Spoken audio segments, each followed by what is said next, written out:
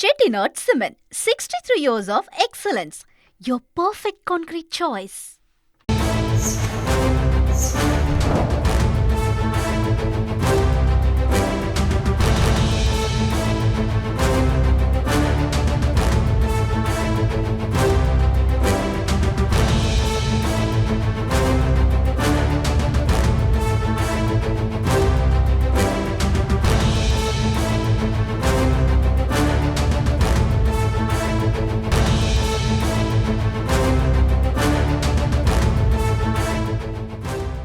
நிர்வாகிகள் யாரும் சோர்ந்து போகாதீர்கள், சில தினங்களில் சலசலப்பு சரியாகிவிடும் என தைலாபுரம் தோட்ட ஆலோசனையில் பாமக நிறுவனர் ராமதாஸ் கூறியதாக தகவல் வெளியாகியிருக்கிறது.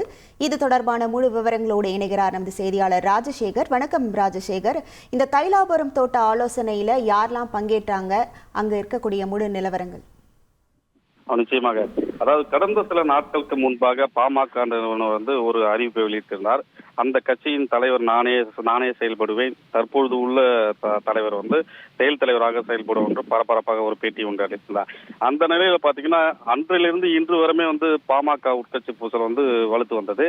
இந்த நிலையில தைலாபுரம் தோட்டத்தில் பெரும் பரபரப்பாக காணப்படுது. முக்கிய நிர்வாகிகள், தொண்டர்கள் தைலாபுரத்துல ராமதாஸை சந்தித்து வந்தனர். இந்த நிலையில் இன்று காலை முதலே பாத்தீங்கன்னா மாவட்ட செயலாளர்கள் மற்றும் ஒன்றிய செயலாளர்கள், கட்சியின் முக்கிய நிர்வாகிகள் அனைவரும் காலை முதலே தோட்டத்திற்கு படையெடுத்து வர தொடங்கினர். இந்த சந்திப்பானது பாத்தீங்கன்னா ராமதாஸ் தலைமையிலான ஆலோசனை கூட்டம் நடைபெற்றது. இந்த சந்திப்பில் வரும் சித்திரை 1ஆம் தேதி அன்று மாநாடு நடைபெறுவதாக இருக்குது. அந்த மாநாட்டிற்கு அனைவரும் ஒன்றிணைந்து சிறப்பாக செயல்பட வேண்டும். மேலும் தற்பொழுது உள்ள சலசலப்புகள் இன்னும் சில தினங்கள் சரியாயிடும் என்று ராமதாஸே நேரடியாக அந்த ஆலோசனை கூட்டத்தில் சொல்லியிருந்தாரு. மேலும் நிர்வாகிகள் அனைவரும் மாநாட்டை சிறப்பாக நடத்த வேண்டும்.